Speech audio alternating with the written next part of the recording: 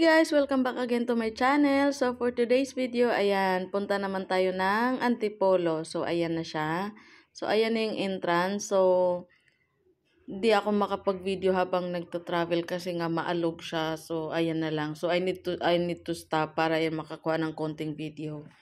So ayan na siya. Tapos ayan guys, hindi rin maganda yung panahon pagpunta ko diyan. So hindi ko in-expect pero dahil nandyan na ako, so tuloy pa rin yung yung plano ko.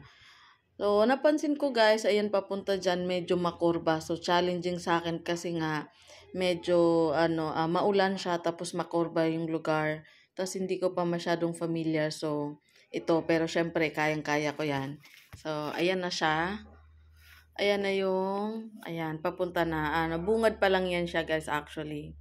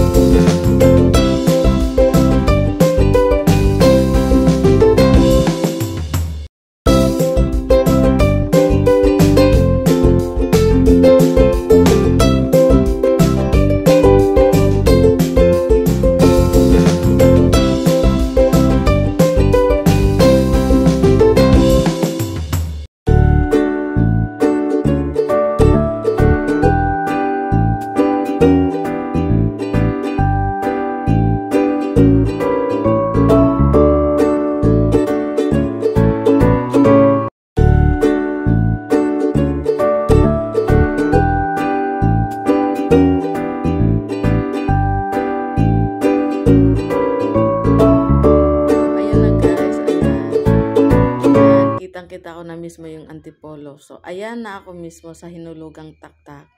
So, nakikita ko lang talaga siya guys, actually sa mga vlog.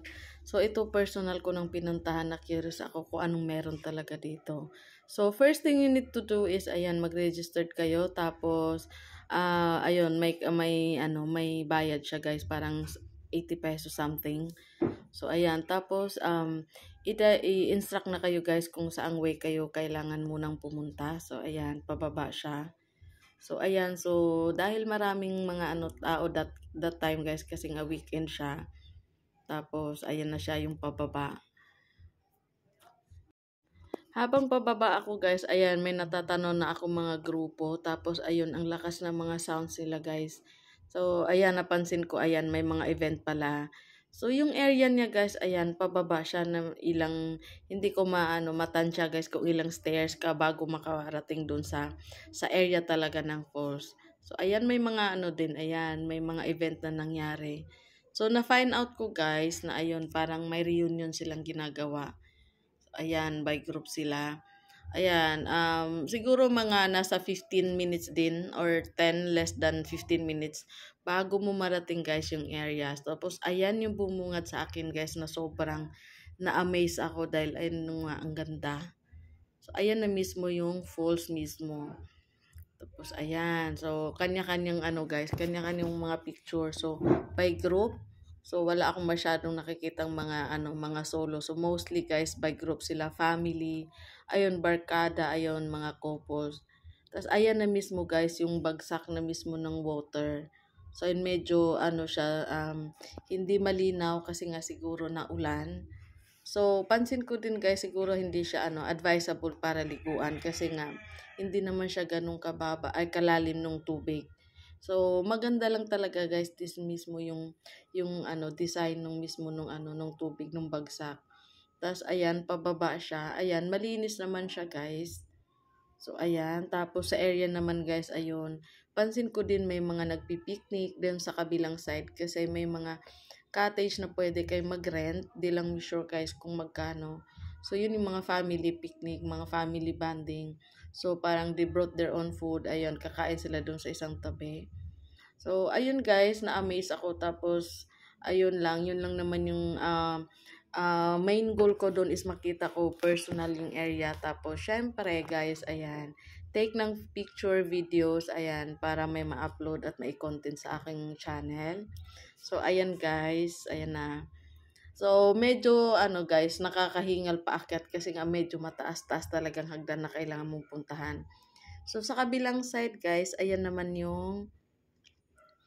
yung mga pero pwede kayong umakyat doon magpa-picture pero since maulan, so hindi pa nila ina-allowed talaga. Tapos kailangan mong pumila doon. So may mga waiting area sila doon.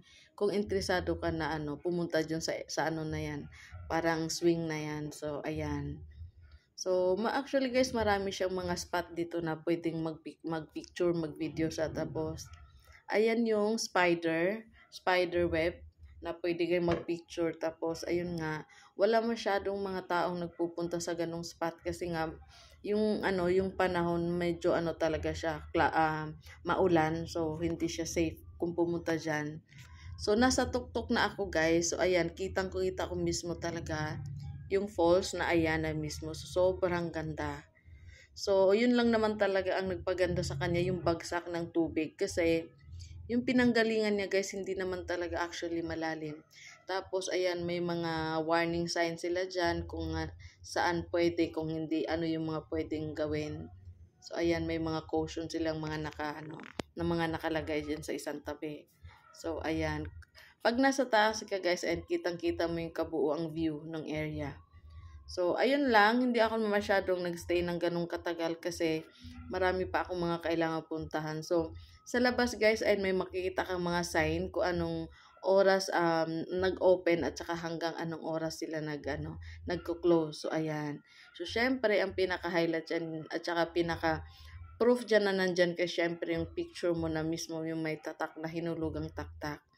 Tapos, ayun guys, sa kabilang side, I hope nakakatulong ako guys sa mga gustong pumunta dito. Thank you for watching!